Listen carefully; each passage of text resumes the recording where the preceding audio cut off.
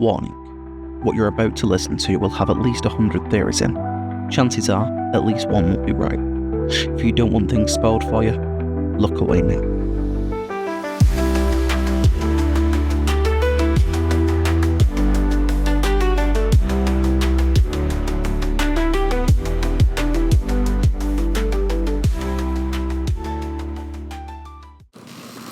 New Doctor Who trailer's out.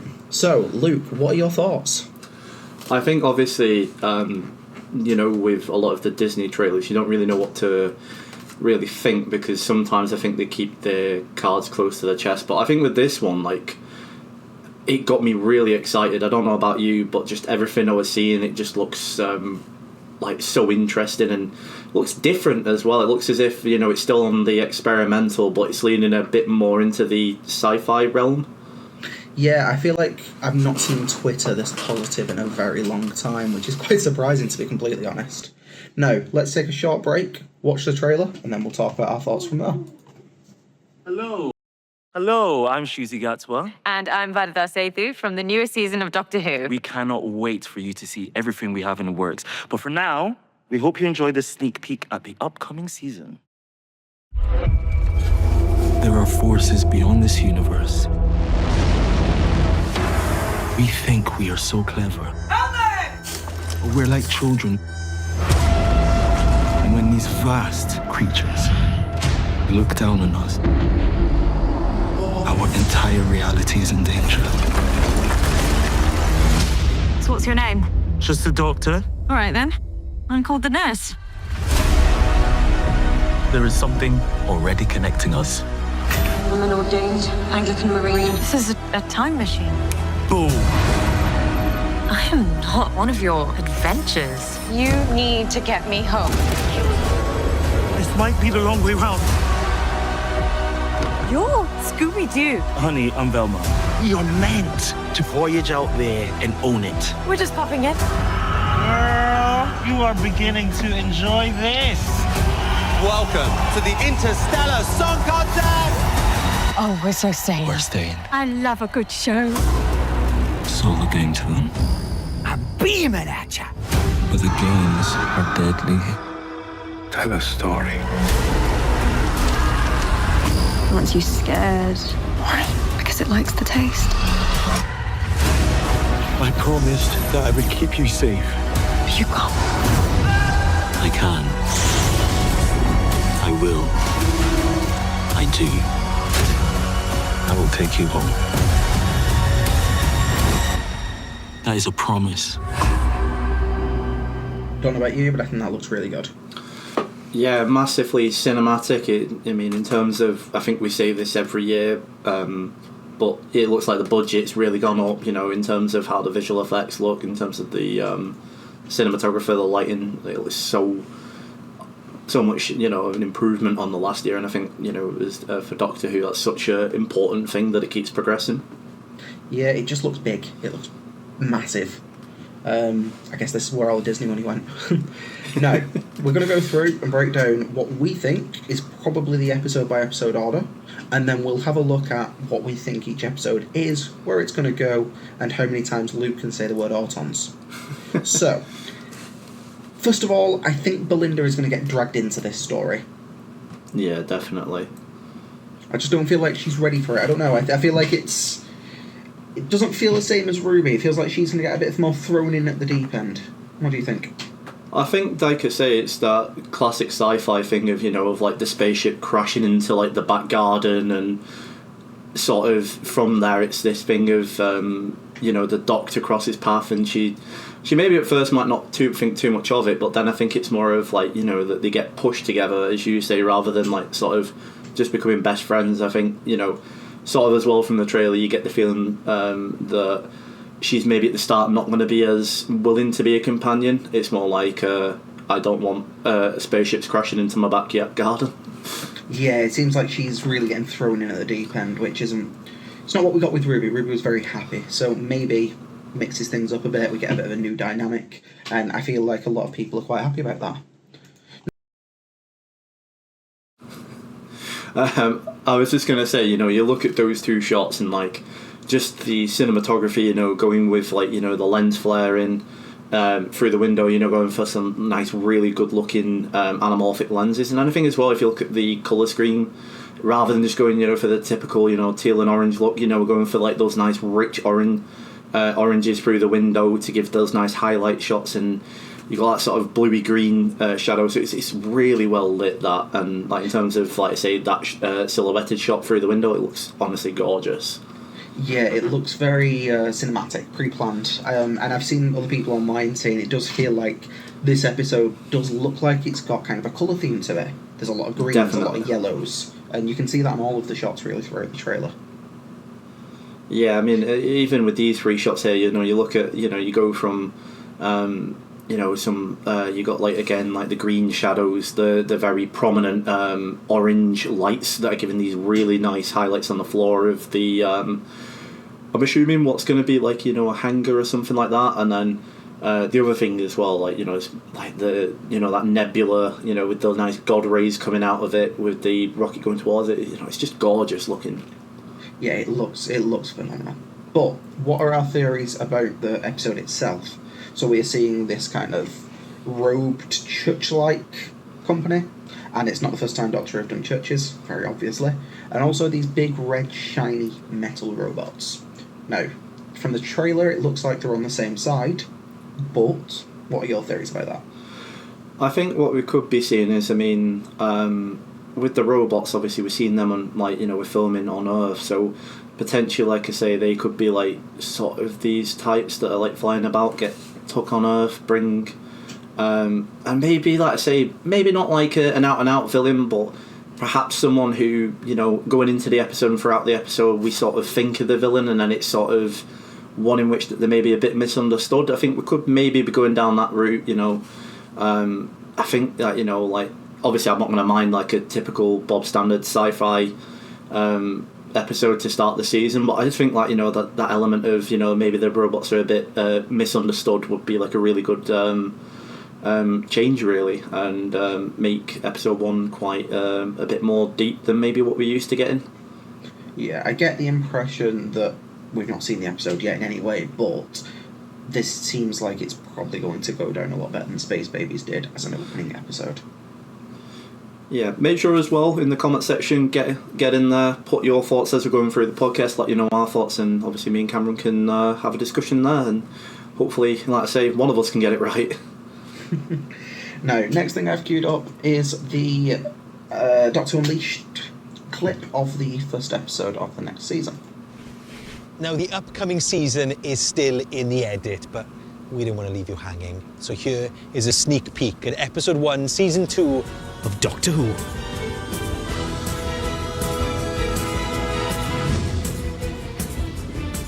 Is the doctor looking for you? Tell me about it. See you tomorrow. No, just one little name. I can't give out home addresses. It's not allowed. You could be there. What?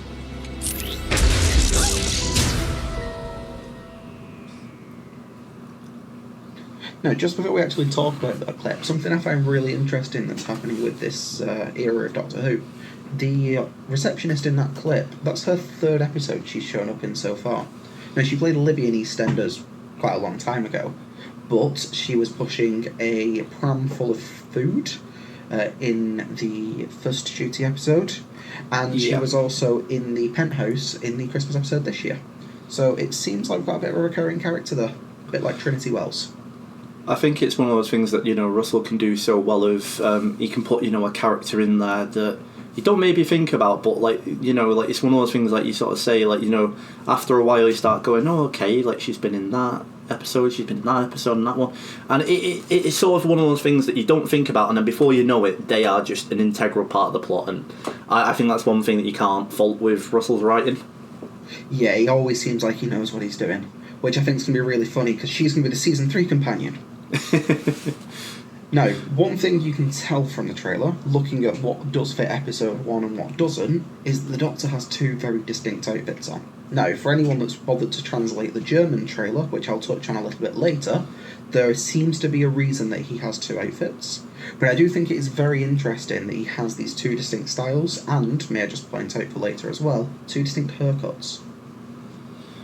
I think, like I say, you can't can't beat a bit of wibbly wobbly timey wimey with Doctor Who. Like I say, it's something obviously they experimented with the Christmas special episode that's just been, and I think that was all, like, you know, it's quite a strong element with that. And I think, you know, if they're exploring more of it, I'm all for that personally. I don't know about yourself.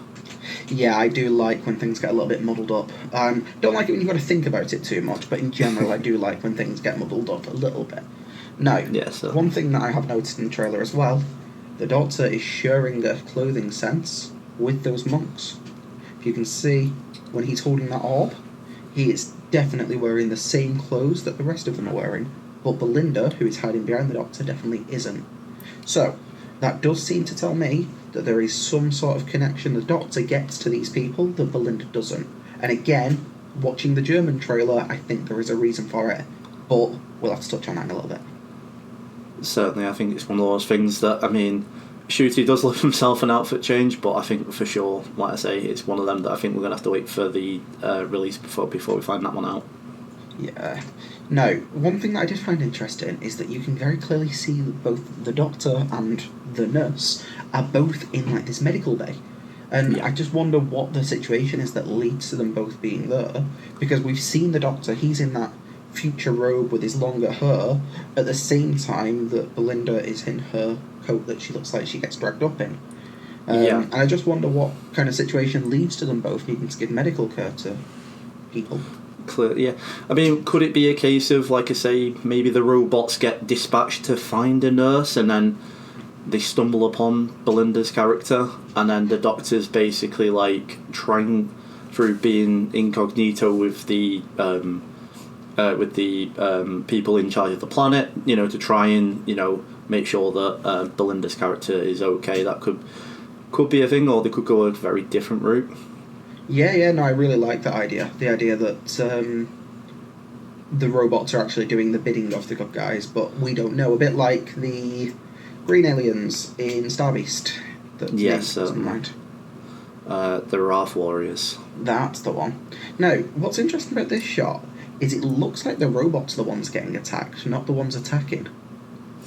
Yeah, I mean, like you say, you've got people looking as if they're coming down on a zip line, so it could be very much like a potentially, like I say, where this episode's maybe based in a war zone potentially, or sort of similar to Genesis of the Daleks. You know, you've got two rival factions on the planet in a heated civil war in the distance of reaches of space, maybe. Yeah, and I also do have one eye on the Emperor's throne in the background of that shot as well. Looks a very nice seat, doesn't it? Now, I thought this was from episode 6, but Luke tells me that I'm wrong, and again, watching the German trailer, I'm definitely wrong. But that is a gorgeous skyline. I think as well, like, you look at the fact of,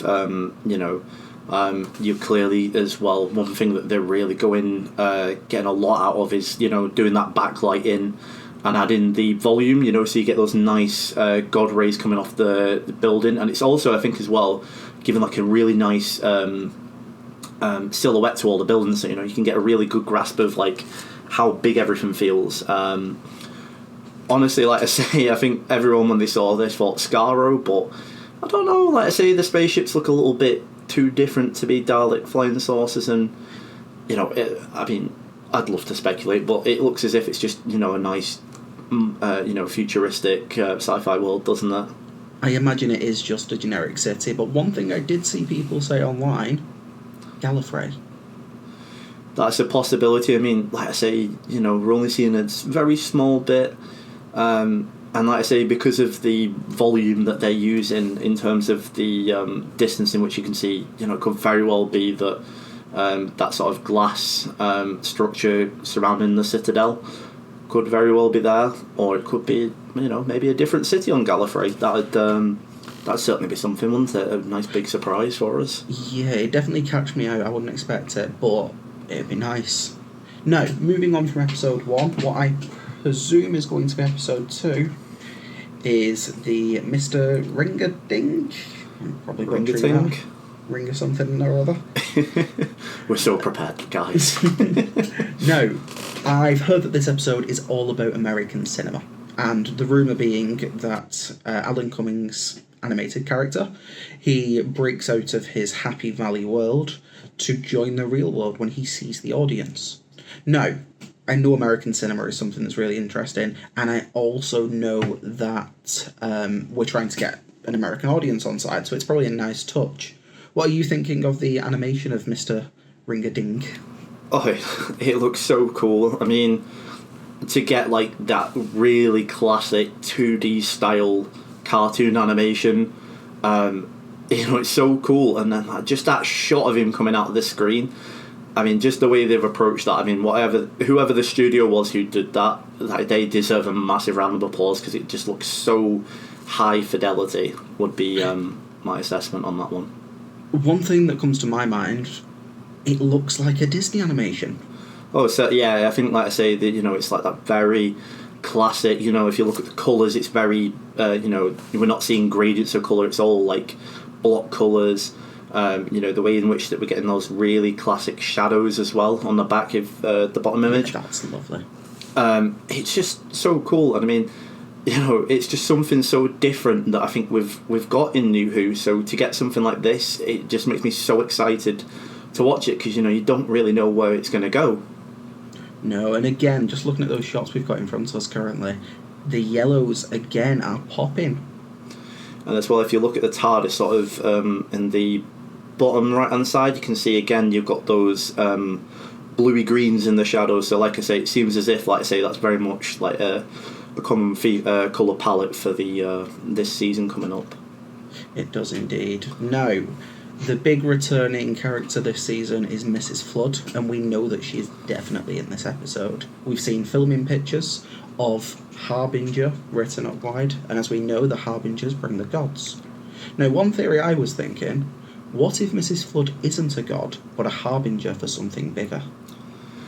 I think, like I say, like, there's always that thing of like, Russell does love to throw his little red herring, so that'd be the perfect thing, Everyone after the finale of the last season, after that creepy monologue she gives on top of the building, everyone's like, this season, she's definitely the main bad. But it'd be so cool for it just to be, no, she's not, it's someone else. So it just keeps us guessing, and I think that'd be a really cool look. Yeah, no, I completely agree. So I've got 2 tweets that I've pulled up. We'll just have a quick look at these. So, these are some filming videos that came out last year. You can see the Doctor and Belinda both running away from what we presume is probably going to be an explosion in the cinema, or maybe it's the cartoons rising out of the roof of the cinema or something along those lines. What do you think? I think that'd be like a really cool thing, of just having like the cartoon character like bursting out the roof. It does seem as if like towards the end of it, they're really looking up at something. So like you say, it's whether or not an explosion, but like as you say, it would be like, it's seemingly quite interesting if he like bursts out the building. That'd be like a really cool shot, and like him seeing like the real world. I think that'd be like something that'd be really cool, and then he can go on a reign of terror across Miami. Is it that this episode is meant to be based? Is it? It's definitely the US. I'm just not too sure. I think it's Vegas. But I will say they've done a really good job of making Wales look like Vegas, especially looking at these filming pictures that came out. I think, like I say, there's one thing that you can't ever, dispute with Doctor Who, and it is like the people who do the set dressing, and all the carpenting. They do such a good job. The amount of episodes that we've, seen. I remember in Series 3 where we got the Dalek 2-parter. And when you watch Doctor Who Confidential, of that of them like making Wales into New York, like they're so creative, and I think like every one of them needs a lot of again, another round of applause. It's just such so nice looking, and you don't if you just saw that image out of context, you wouldn't even think anything of it. If someone said it was in America, you wouldn't think twice, I don't think. Yeah, you wouldn't doubt it. You wouldn't think, no, that's a fake filming image. It looks good. And it's good to see they're using the budget well. One thing they're not using the budget on well, though, is hiding spoilers. Because even though they've covered that in some duct tape and cardboard, we all know what it says under it from other filming pictures. I think it's one of those things. If it's unfortunate with public filming, there's some things you can't get away with. Which, I mean, as I say, if you don't like it, just stay off Twitter. That's the only thing you can do. So, episode 3. No, it's hard to tell which writers are writing which episode, so I've tried to presume. But we've got Sharma, and I presume she's writing episode 3, which I also presume is going to be the diving episode. No. Yeah. Seems like she's quite an acclaimed writer, but I can't say I've heard anything about her before. I've got to say, it was when the writing block got announced, I can't say that I had seen anything of what she's done in the past, but you look at the credits and, I mean, Netflix, Sky, Disney Plus, BBC, these are, really big studios, so it's clear that, it's not like, she's got a lot of really good experience there, and I think that that excites me. Yeah, and I've also heard quite a lot of good things about Noughts and Crosses, which is a show that she's been a writer on as well. Now, episode 3, the big trailer shot, is everyone diving down that chasm. The Doctor and Belinda both look like they're getting wrapped up in that diving mission. Now, have you got any random theories about that one, Luke? It's so... I mean, I've chopped and changed my ideas for this for so much times, because, like, at first I was like, is it them, diving in water? Then I thought, is it maybe them, diving in into a planet, from a dropship maybe? But I think it does look as if it's maybe a base underwater. And there's one thing I like about Doctor Who, Cameron, and that is a base under siege story underwater. Yeah, you're a big fan of Under the Lake, aren't you? Massive. So I think you go for something like that. I think that it's a crowd pleaser. Everyone loves the base under siege stories, and then potentially, if it's one of those confined spaces as well, you get that really big element of claustrophobia. Oh, of course. Now, one thing that we do see in the trailer is the Doctor in this outfit, running, scared and shocked. Now, one thing we don't know about this episode is absolutely anything about the villain. We know that they're in a base under the water, but we don't know what they're in the base for, why they're in the base, who they're hiding from, what they're trying to do. So I think there is definitely room in that for something big, maybe a returning villain. I think if you look at his face, especially his eyes, there is fear in those eyes. And I think that's got to be like an early indication of it's something that's iconic that he's like come up against maybe quite a few times, maybe something that looks a bit like maybe like a pepper pot, with like a nice egg whisk and a plunger on it, maybe. With rumours being that this might be Shooty's last season, it would not surprise me for us to have a Dalek episode, because he did say all he wants is to have an episode against the Daleks. I think it's the perfect episode as well to bring the Daleks back for, based on the siege story, and you can afford to make that like the Daleks in their element, sort of like going back to series 1 with Dalek. It could be very much something akin to that in just basically like everyone's just trying to survive.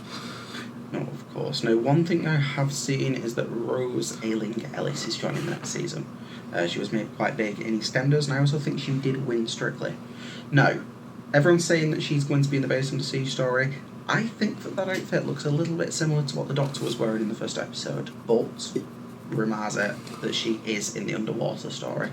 She is also not in the same outfit that all of the divers are wearing, which is interesting. Yeah, we could maybe see maybe before they go on the diving mission, we get the generic scenes you usually get where they set a character up that you really like in order to kill them off halfway through the episode and make you really feel for them. So maybe, let's say, the episode starts off with them all preparing for the mission, and this is sort of like their normal military uniform for when they're not diving into the abyss.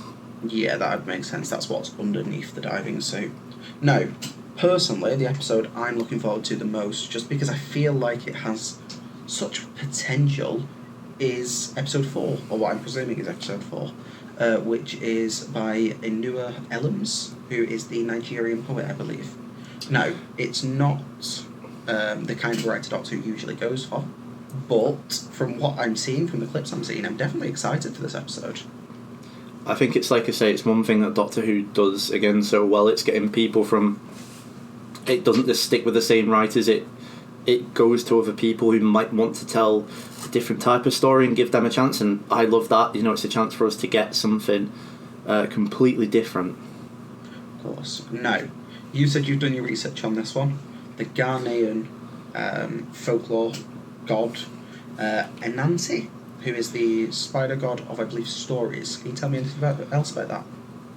So obviously, like I say, it's something that we've not really gone for before, but it's a folk tale from West Africa, and it's a god that manifests itself typically as a spider. I do believe there's a little bit of leeway in that, but it's something in which that is it's to do with a spider that's to do with stories, trickery, creativity. So we could be seeing that, you know, a bit of a different episode. Maybe, you know, this spider can do a number of things. You know, trick people. You know, sort of like the trickster, bring upon illusions. It seems certainly like a very different villain that we've maybe not seen before.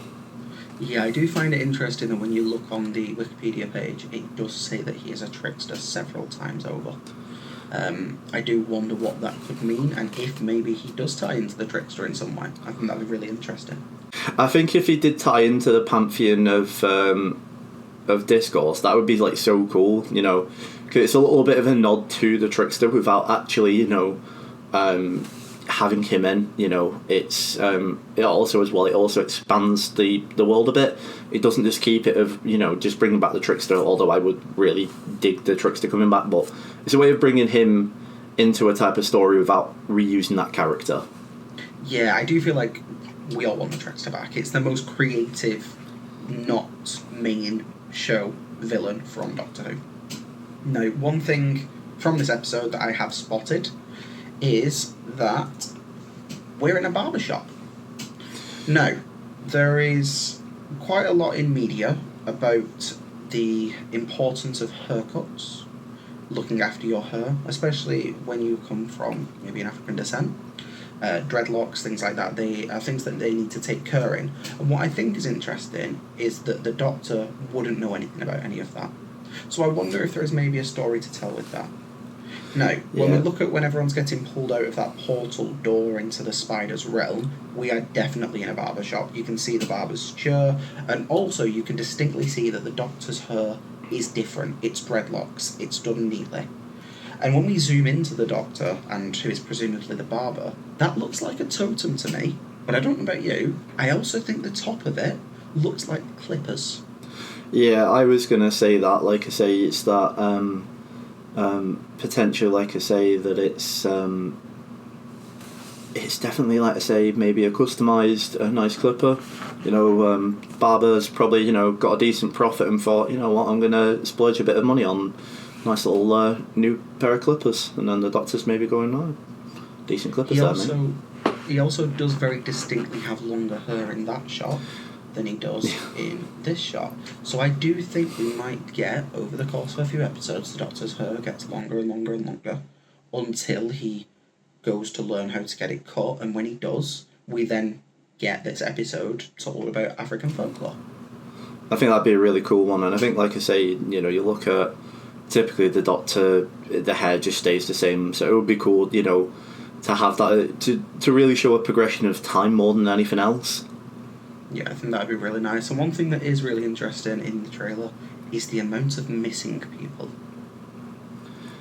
I think, like I say, it's an easy thing to get someone, you know, intrigued in an episode of the TARDIS lands, you know, the Doctor's drawn to something, and then you see, you know, the missing posters, you know, then, you know, the locals don't know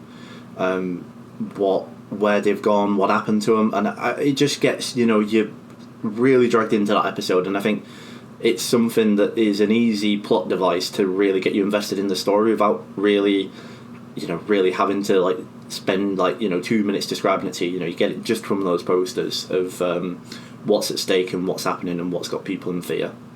Definitely. No, the only thing that is important to note, there are two distinct occasions that we've had that happen in the past. One of them was Flatline, which was really well done. Such a good story about missing people. The other, the less we say, the better. Next episode, I believe, again, we can't quite distinctly say who wrote what. Pete McT, we know he's back next season. Absolutely love him. I'm really glad he's back. I really enjoyed Kablam. Such a good episode, and like I say, he's going to be interesting because obviously we know he's doing the war between the land and the sea, so it's going to be interesting to see maybe what the writing style is going to be like for that episode potentially. Yeah, no, the one thing I would say about Pete McT, I really like Kablam. Not a big fan of Praxius. But you win some, you lose some. You do indeed. One thing that I just want to point out is the reason I think that this is the Pete McT episode is, like you've just said, that he is the executive producer in The War Between the Land and Sea. No, if he's exec producing that show, it would make sense that his episode is going to be the one that is set on modern day Earth. No. Yeah. We get a little bit of Ruby in the trailer being a little bit menacing, I've got to say. I think, maybe, are we going to get like a bit of a Ruby turning, maybe possessed maybe, or is it maybe that she's been bad all along and the really nice, happy companion is all a ruse? Yeah, I think that'd be really interesting, but I personally think she's being misled or possessed by these demon shadow creature things that we don't know all that much about. It's such an interesting episode to do of, the minute that you've, by the looks of things, what looks like a graveyard, the minute you've got, creatures coming up out of the ground, it's like, oh, we're in for an episode here. We are indeed. Now, what I've also queued up is this sneak peek. Everyone, just stay inside, call your friends, your family, and just tell them to stay indoors, alright? Sorry, love. Who put you in charge? Oh, go and get some fresh air, big man, see what happens. To me, I think that's fitting into this episode as well. What do you think?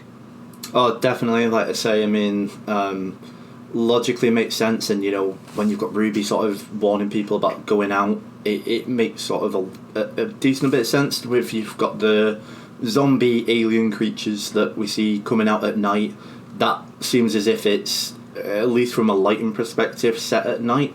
So maybe, Ruby sees these and is trying to warn the locals. That would make sense. No, we've had some filming pictures. I think these pictures came from the Mirror, but this is UNIT on scene at what looks like it's going to be this episode. And your favourite soldier is back. Oh, we do love a bit of Colonel Ibrahim. Absolute G of a guy. If they get rid of him, it will do me the way that they got rid of Ross from the Santaran stratagem. I'm still not got over that. Right, bit of trivia for you. Leading up to today, what is the most expensive Doctor Who episode of all time? Oh my god.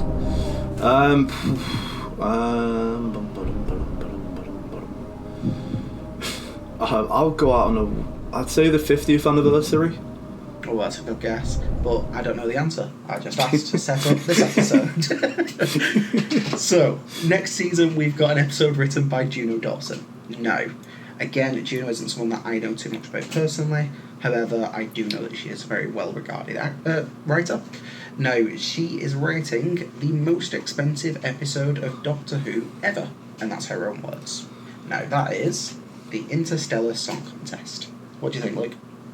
I mean, it's one of those episodes on the premise. I don't know whether it's going to be my cup of tea, but with everything with Doctor Who, I'll always watch it. I mean, the one thing you can say, though, from a cinematic point of view, like, that establishing lot looks absolutely gorgeous. The lighting, the crowd sim that they're doing in sort of, like, the centre, everything looks so high fidelity. The colours are really good. You've got the flaring in there as well. Can't ever beat a bit of lens flaring. They've clearly been watching a lot of J.J. Abrams films in between filming seasons. Now, one thing that's interesting about this, the Interstellar Song Contest has been in Doctor Who before. It was in Big Finish in a 7th Doctor story. Can't really tell you much about it, but it was called, word for word, the Interstellar Song Contest. And it's interesting to see that Russell is still making these deep cuts from different parts of the lore, even after what he did in the 60th. Yeah, I mean, I think like you look at Russell in the past for Series 1. He's borrowed from Big Finish in the past, and I mean, you look at that and you really think to yourself like that was absolutely amazing. So you back him to look through the episodes that he thinks that they're doing it in live action would be worth doing, and you got to back him. And as I say, I've not seen anything from the writer before, but I'm very much there to be won over on this episode. Of course. Now, one thing I did say is that this clip here has the Doctor and Belinda wearing the same outfits they were when they first walked out into the song contest, which implies to me that we're going to get kind of a dark or sad ending. I think, like, you go through an episode in, like, episode 6, you're getting towards the finale. I think one of the big things is having the companion sort of see the other side of travelling with the Doctor, that although a lot of it is happy, that there are sometimes the sad parts, and it's really nice from the trailer at least inferring that we do get that in this series, and I think that that's going to be like really good. And as well, like, for episode 6, we're going into what I believe is meant to be a 2-part finale. So it sort of sets up of maybe, the finale being a bit more of a darker toned one, a bit more of a darker end of the season potentially, or am I looking into that too much? Let us know in the comment section. Yeah, I do agree. I think that we are set up for a bit of a darker season, which a lot of people seem to be quite happy about. No, we've tiptoed around it, but there is a big thing about this episode. Rylan. Honestly, like I say, I have to say of all the things of this episode I'm maybe not excited for, this is one thing I absolutely love Rylan. I'm actually really excited for him, a very charismatic person, so a role like that, he's going to eat that role up, and I think he's going to do really well in that.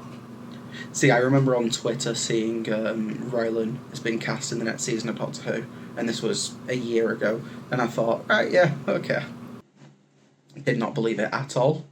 Yeah, it's a different one, isn't it? I think one thing that's really cool, though, is, like, he's actually come out and he's, like, spoken about how he's, like, a massive Doctor Who fan, so you've got to love it for him, he's a massive Doctor Who fan, and he's getting that dream of being able to actually, be on it, and I think that's sick for him, to be honest with you. It's something that obviously I'm sure me and you will both love one day. Hopefully so. No, one thing that's interesting about Rylan is, what is he doing on the 21st of March, Luke? Eurovision. I think. No. He's presenting Red Nose Day. Close enough, guys. Close enough. But last Red Nose Day, I think, was the David Tennant clip, wasn't it? It was, yes. I wonder if we might get a bit of Doctor Who on Red Nose Day this year.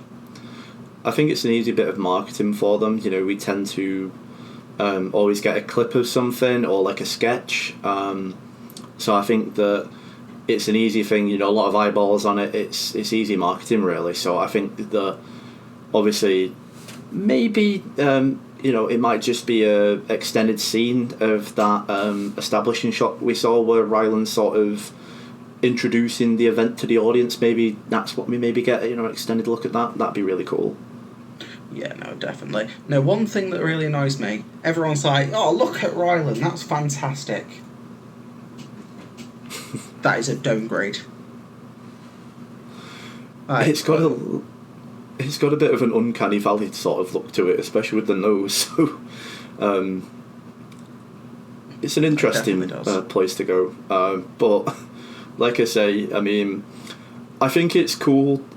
One thing though of it's one thing with Doctor Who of what a bit of prosthetics can do. They could easily have just had it as another humanoid host, but they thought, no, let's spend some money, get some nice prosthetics just to change it a little bit.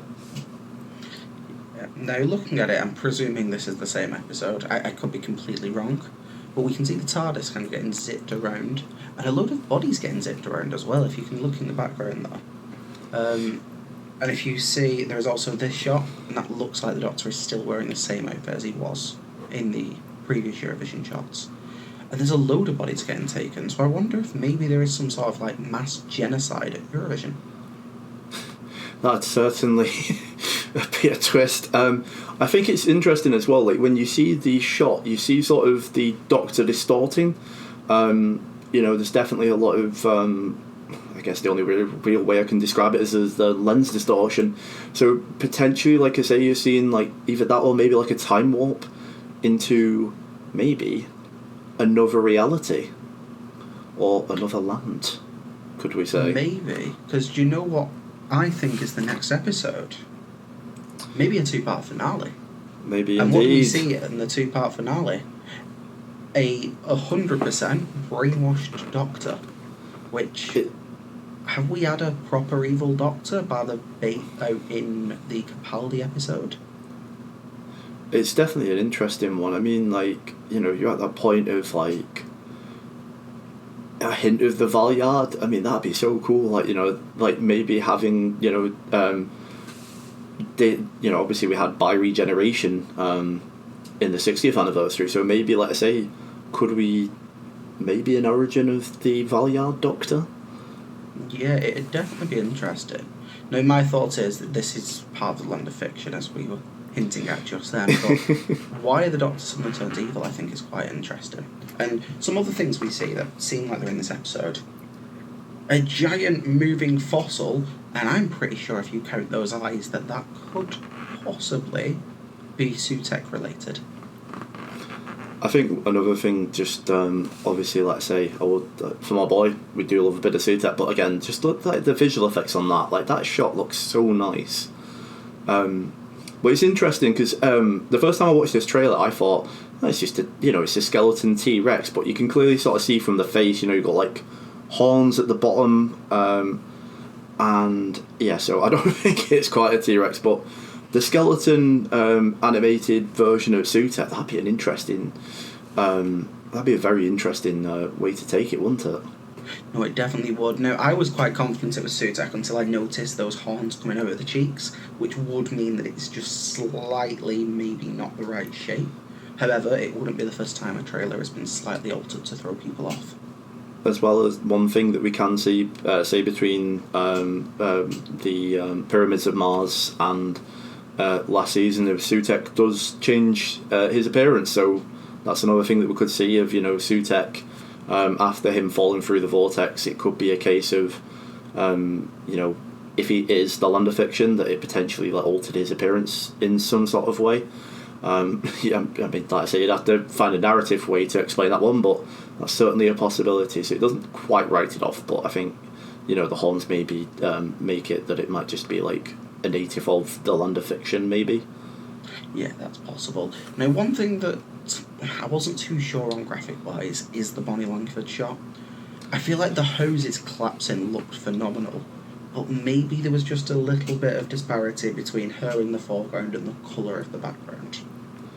I think it's one of those shots where obviously we know Bad Wolf have the volume, and there's one thing which I think at the minute that we're sort of seeing is that it takes a very, very skilled cinematographer to really master and take usage of that volume, because there's a lot of films where I've seen them use the volume and you sort of sit there and you think, they're not really glued together. So we could be seeing that. I think one thing which really sort of goes for it for me is that you've sort of got the lantern to the right of Mel, and it's not really. Don't start talking about lampposts. The Doctor Who fans won't like that one. But yeah, you sort of got the light that should be, I think, casting quite a strong highlight on the what I think will be left side of you guys watching, of Mel's face. But it sort of seems like it's a bit washed out, as if they've gone for more of a orangey sort of mid-tone rather than the tungsten highlight. But obviously, like I say, there's a lot of time they could still change that. Or that could be potentially something in, it's a bit of a weird one, of maybe it starts off of her in this normal street where the colours do match that, and then the Mel's basically being shown how the land of fiction, it's whatever that person wants, it could be something like that, and then they just keep collapsing reality and then rebuilding it looking differently type of thing. Yeah. where it keeps kind of altering around her as she walks. That'd be interesting. Yeah. Now, we do see these shots. I'm presuming they're the finale just off the fact that the Doctor's got that blue suit on. But I can't work out what's going on. But what's interesting is that ship has very Egyptian-style imagery, a bit like Sutek. The other thing as well, I can't really be sure, but behind it, now it could just be a nebula, but because you can't really see behind that ship, could it be potentially a black hole? Like as if, because obviously we saw in episode 6, there's that shot that we think where people are all sort of falling into the abyss, and perhaps maybe this is the other side of that. So maybe a black hole, maybe a portal, one of the two. Because it's really interesting, and then you've obviously got the ships that are sort of orbiting around that. So could we be like, that's like the eye of the storm, and that's sort of that spaceship is similar to what we got in the God Complex, where it's like how it gave that hotel and then it kept stretching and bending reality of that hotel, and then when the Doctor beat it, it sort of revealed itself to be a ship. So could we be seeing something similar to that maybe? Yeah, so I find it interesting that we see the Doctor walk through that like glowing portal, and we also can see Belinda there.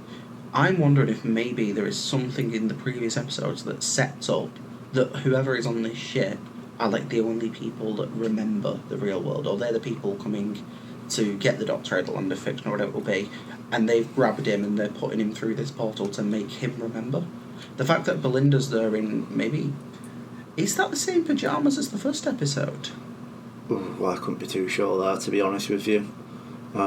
You'll have to let us know in the comment section. Like I say, it's people who can do a little side-by-side there. Be appreciated. I mean, I can say no. I have just checked. But what is interesting is maybe Belinda wakes up in the real world while the Doctor's in the land of fiction. And maybe while he's in the real world, she sends people to go and get him in some way. I suppose that's definitely possible. I think, like I say, that could be like a really interesting, or potentially, like I say, the land of fiction sort of like we go back to like Amy's choice, and it's like you're sort of trying to figure out whether you're dreaming or whether you're in reality, and we go down maybe a similar route to that. That could be a really interesting way to take it. It's certainly, like I say, one where you can have any number of theories to it to do with it at the minute. Yeah, definitely. It does seem like Ruby's really happy and nothing's going wrong in her life in the finale. Especially when you see her with her boyfriend. Everything looks really good. Apart from the fact he looks like a fascist and he's got military propaganda and she seems like she's on her own and everyone's hunting her down. So it seems like Ruby's probably got a big role in the season finale. I think, like I say, it's an interesting way to go about it. You think about back to 73 Yards, you had it when she was split up from the Doctor that there was the name escaped. Is it Mad Jack? Was it the character's name? Yeah, it was.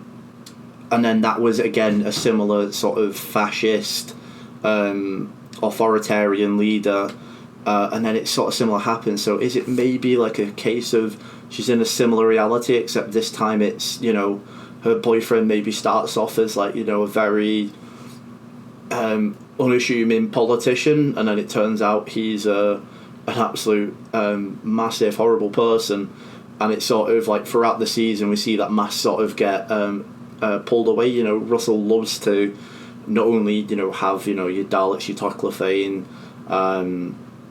oh gosh, I'm forgetting my old Russell finale Sutek. He does also like to have the human aspect of that as bad as aliens can be, there is also a lot of normal people born on Earth, mundane people who can just become horrible people. And I think if we get that, I'd love that, because I'm always a massive fan of Russell's writing with that. One thing that I do find interesting, I could be completely misconstruing this, but from the footage of the finale, it seems like the only people that are nice to Ruby are people that are in wheelchairs, like Ruth Madley. So I wonder if maybe we're going to get a bit of commentary on how people with disabilities are treated by this fascist. It's an easy way, and I think, like I say, if you do an we saw last season, we had an alternate reality. So it's and he very much shone a light on 73 hours of a certain political party that is rising to prominence at the minute in the United Kingdom. So perhaps he could be doing something similar and sort of showing like the next step of what could happen there, of, you know, certain groups of people being discriminated against. Yeah, no, what I think is quite interesting is, I mentioned earlier about how Mrs. Flood might be a harbinger for something bigger. I'm wondering if maybe we see the trickster offer a deal to Ruby's boyfriend, and as part of taking that deal, he becomes this fascist leader. Now, when we were talking about Anansi, one thing I did read is that Anansi is portrayed throughout stories as both a protagonist and an antagonist, and he often likes to take centre stage. Now, I'd wonder if maybe Mrs. Flood brings Anansi as the trickster, like they are the same character but we don't realise that. A bit like the Beast and Sutek are rumoured to be the same character. Yeah, it's sort of one of those things where it's like one of the same, but we're not going to outright say. I think another thing is, it's like I say, if it's like, you know, we're sort of speaking earlier about, you know, potentially the Anansi is from the Pantheon of Discord. Now, obviously, like I say, if they do go down that route, you know, the trickster's top of the food chain there, you know, like, so if they are going down that route, it would make sense, you know, to say, oh, you thought that was bad, try this guy. You know, just to really pull the stakes further up. That'd be such a cool reveal. And I think another thing is, like, you know, it gives so many, like, all the fans who at this point, you know, we grew up with it, so we're all sort of 25, 26 age with Sarah Jane, or give or take a few years between. So it'd be one of them that, like, it's sort of like a good, you know, like, oh yeah, what I saw him and Sarah Jane, you know, so it'd be one of those easy ones, you know, to be a crowd pleaser without it being the Cybermen, the Daleks, the Autons, the Sontarans. Yeah, so one thing that I was thinking last season was that it was going to be the trickster, especially with like the cube and the music, everything was hinted. And it could still be that all of those hints were there for a reason for the trickster to be revealed in this season.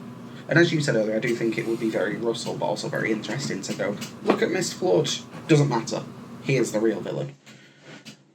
That's our thoughts on all the episodes, but I do just have a few quick things that I've spotted between the trailers that I'd like to just quickly get Luke's thoughts on.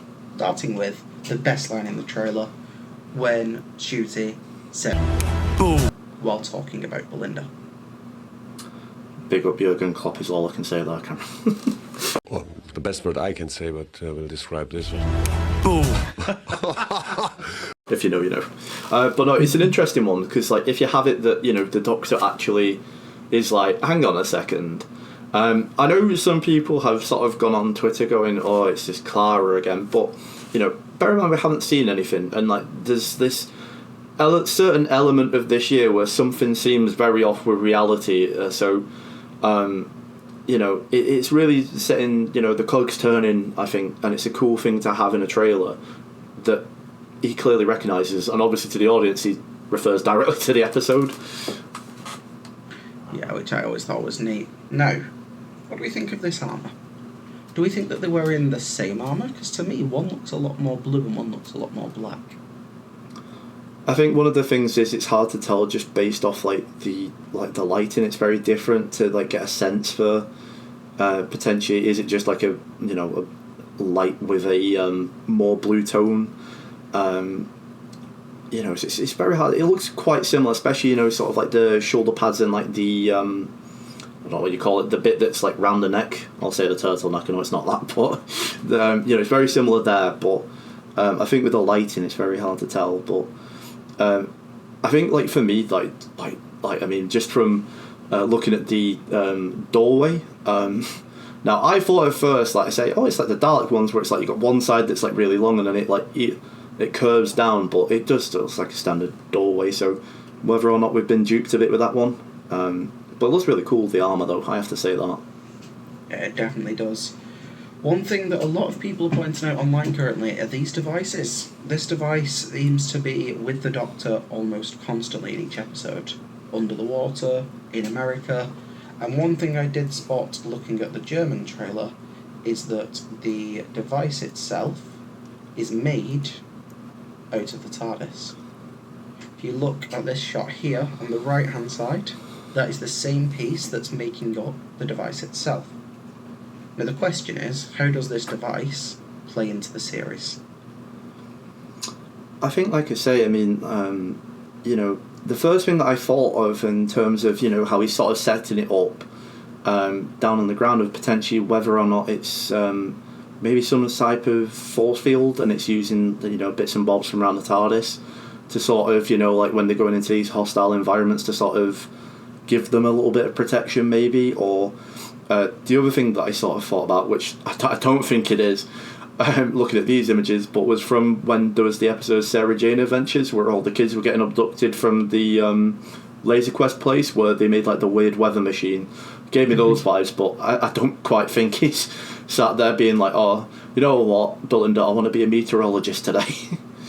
So my first theory was that those devices were stopping the TARDIS from landing. I thought that like they were turning off different devices, and that was explaining why like the TARDIS may not be able to land or things like that. But my new thought is that the Doctor's using this device to calibrate the TARDIS, which I think would be a really neat over the season concept.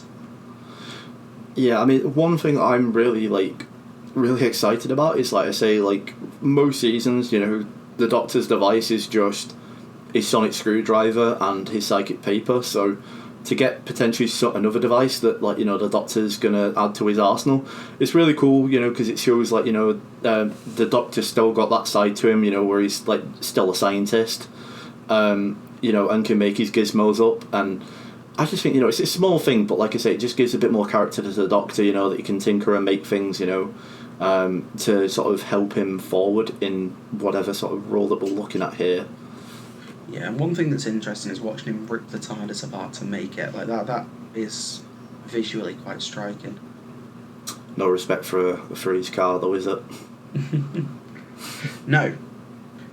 Big thing in Torchwood was the Torchwood prison, where massive. You would get a load of different scenes, a load of different things, and you'd get loads of different creatures there.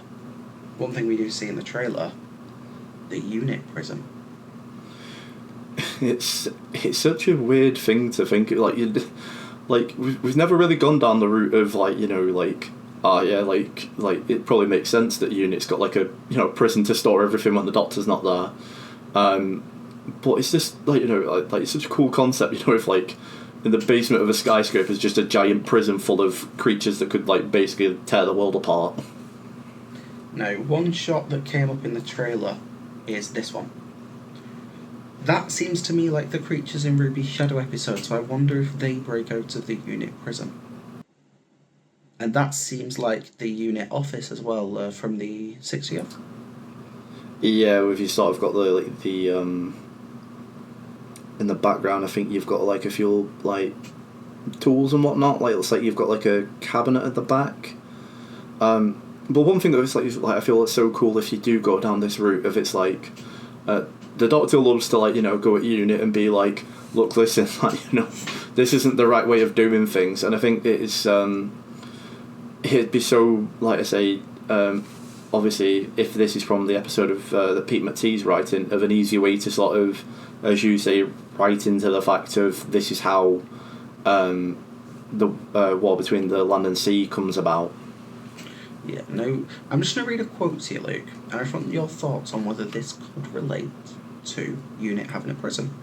Someone posted this online when the war between land and sea was filming. With the Doctor being out of reach during the events of the war between the land and sea, it will be revealed that the Master is now a prisoner of UNIT, and he will be forced to help the Sea Devil situation, finally giving him the chance to be the hero, kind of similar to Loki. Oof, that does intrigue me, that. I think the thing which really strikes me there is, obviously in the 60th we had that one little shot, that, you know, blink and you'll miss it shot of someone clearly grabbing the golden tooth from the toy maker of the Master stored inside, and, you know, perhaps it's a case of, you know, push came to shove and they had to get the Master out of that, but, like, you know, obviously you need someone to store him, so it's sort of like a makes sense type of thing, you know, that's where they'd have him, and then UNIT need to make it like an ultra uber secure facility. My only issue and is I love Russell Tovey too much to see him play the villain. I think it's an interesting way, though, of like potentially if we did get the Master as like an anti-hero, it'd be such an interesting thing because you wouldn't know whether, like I say, he's just doing it out of, you know, he just want like unit offer him something. They're like, yeah, help us defeat these, and then you can go off and do whatever you want. So, you know, that'd be an interesting concept. It'd be so like it'd be even in episode 4 if it's just like, you know. Perhaps like similar to the Batman Part 1 where, you know, you get the voice of the Joker from the next cell, so you don't see the Master but then you just hear like the voice type of thing, and then or you get like Gemma Redgrave with like a throwaway line where she goes like, oh, we nearly needed to take him out, and you just hear, like, there's something to get, like I say, just the hype starting to build for the war between the land and sea. They really need to give that an acronym. That's an absolute mouthful to say. No, lost it. The first shot of the trailer is the Doctor waving his hand around while everything warps and distorts. But that outfit, I can't place that in any of the episodes. No, I'm lost on that one. Like I say, I can't really. The only thing I could think towards it doesn't really make sense because it looks as if he's got like a blue kilt on, but I was going to say, is it his finale outfit without the blazer? No, but I checked that. He's got suit pants on in the finale. Yeah, so maybe, like I say, this is from the start of episode 1 and like the Doctor's travelling on his own and, you know, the TARDIS gets a bit of heebie-jeebies and then he's like, oh my gosh, and then he sort of doesn't get a moment to think because then all the stuff with like the robot crash into Belinda's garden happens. The only issue with that is that we know that in episode 1 he's wearing this outfit. We do know about it. With a blue The upcoming season is still in the edit, but we didn't want to leave you hanging. So here is a sneak peek at episode 1, season 2 of Doctor Who. That does look like a blue kilt to me, like. That might be a good show from you. Because it could be a case of, the sort of red-green tartan, it looks as if it might be like a bomber jacket potentially that he's wearing, so maybe that's over the white shirt with the waistcoat potentially.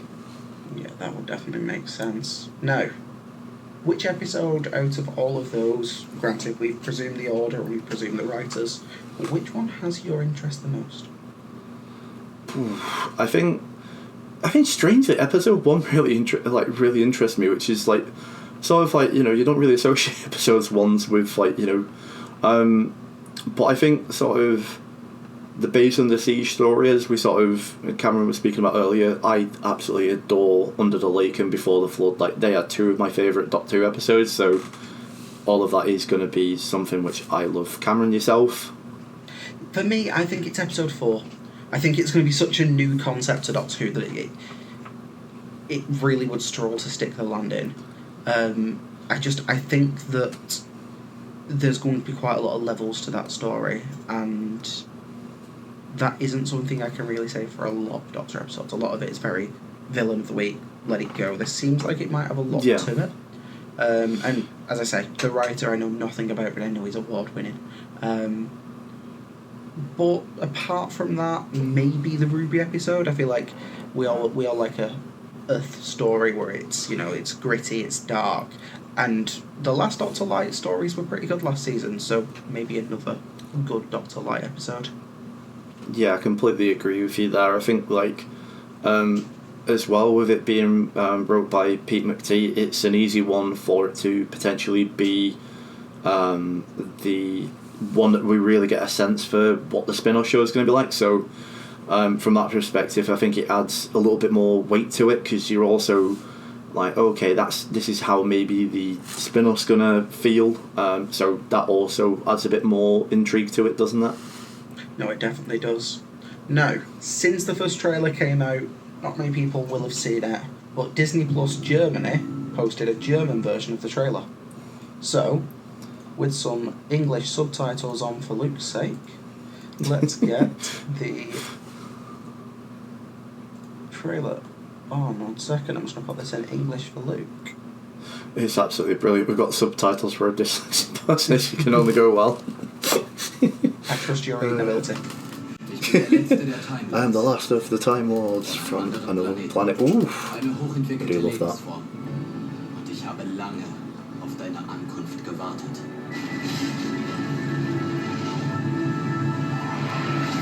Ich bin der Doktor. Doktor wie? Nur der Doktor? Alles klar dann. Bin ich die Schwester. Gutes Team. Such a cool line, that. Wann kamst I du like the hierher? nuts. 2 Stunden. Es war vor 6 Monaten. Das hier bringt dich nach Hause. Ooh, so we're going down sort of a similar route to like Series 1 where like the Doctor doesn't think he's been away as long as he has. That's always an interesting one. One that can cause friction as well. I think that means that whilst Belinda's going to that planet, the Doctor has to be on that planet for 6 months waiting for her and the TARDIS to arrive. Which is why his hair starts growing and why he's wearing the same clothes as them. Welches Jahr haben wir? 2007? 2007. Ooh, 2007. Episode. At the time of Series 3, so I'm interested as well there whether we maybe get some Vogue Saxon posters maybe as a bit of a nod. New Year's 2007 would be 6 days after the Christmas invasion. Doktor, was tut da? Oh, true. So maybe a bit of aftermath of the Sycorax invasion. That's just such a cool shot, that. Like, just like that transition's sick. Nice wire work there. Nice running down corridors, can't beat that. Hier passt nichts zusammen. Unsere gesamte Realität ist in Gefahr.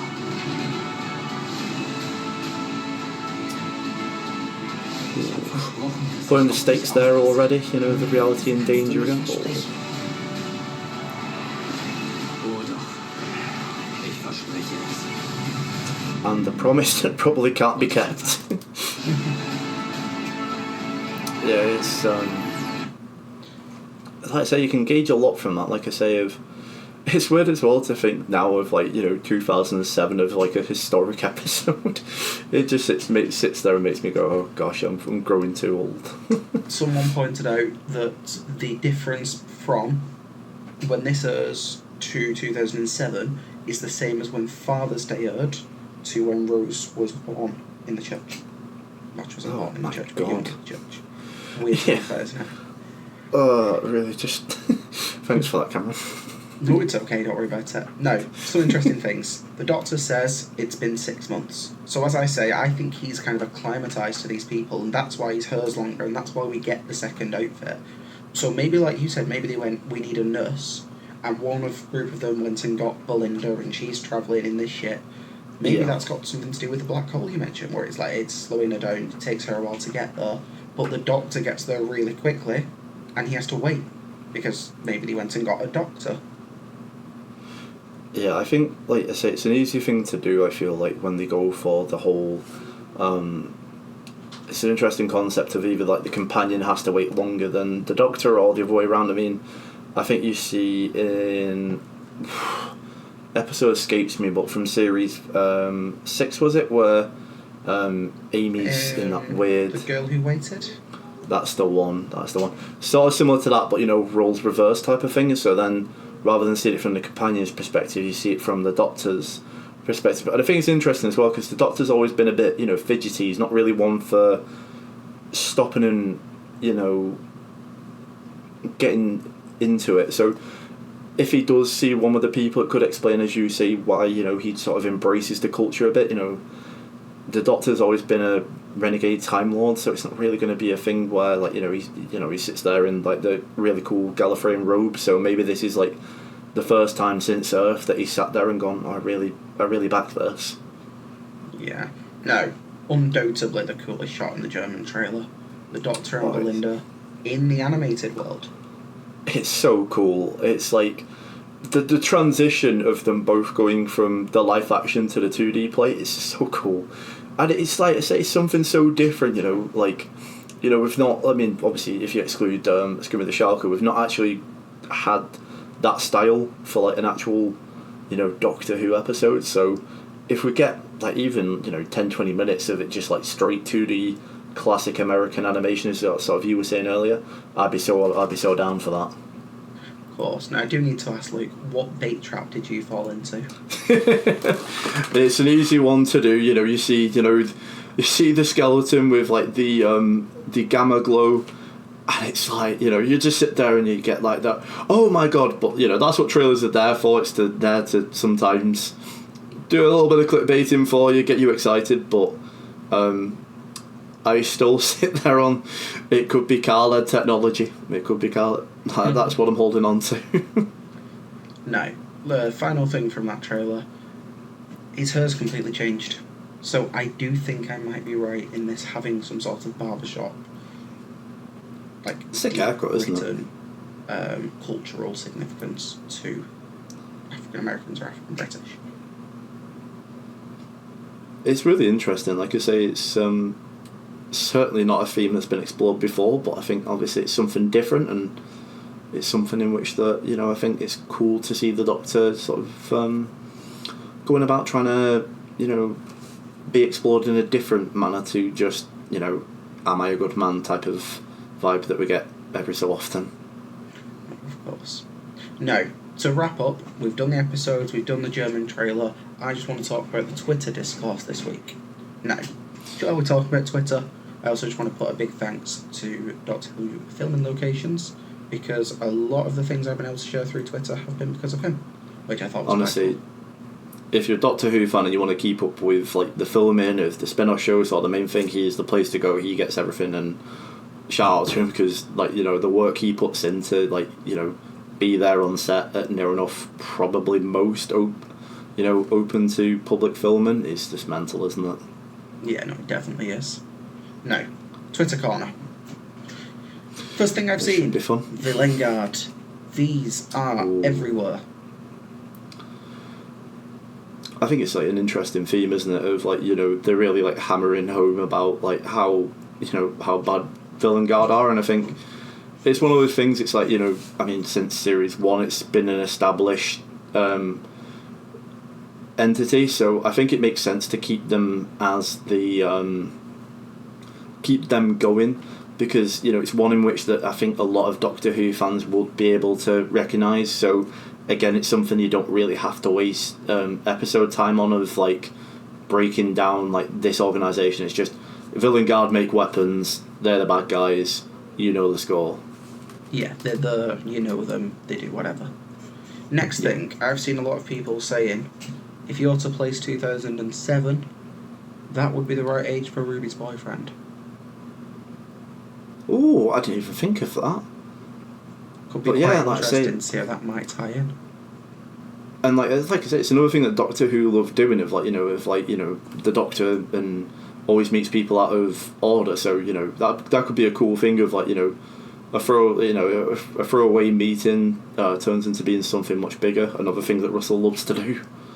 And maybe it turns out that the Doctor affected that child's life, so because he affected the child's life, when we come back to him, he has a deep-rooted hatred for the Doctor or something like that. Oh, it seems this tweet has been taken down. We don't know what that tweet was. Just an interesting one. I mean, just a bit of a thought I've just had of potentially Ruby's boyfriend. Do you remember in Under the Lake and Before the Flood, we had where the Doctor describes, I can't remember, was it the War, Minister of War or Minister of Space, something like that. There was a minister where the Doctor described him, oh, keep an eye on him. And we see all the political fascist-looking posters, so maybe it could be a thing of, this is the Doctor goes on about, oh, I'm an alien, and it's sort of similar to Torchwood, where Queen Victoria's yeah, I don't like him, we're making up an evil organisation of, maybe he gets the inspiration to go, oh, we don't like, people from outer space, I want to become this, and sort of showing the origin of that. Yeah, so I saw people saying that they thought that the Welsh Prime Minister, I can't think of his name, in 73 Yards was going to be the Minister of War. So yeah, it would definitely be interesting to see if they are going to keep this going. Unfortunately, it would seem that all 3 of the other tweets that I had put to one side have all been taken down, which is a bit of a shame, so that's the end of Twitter Corner.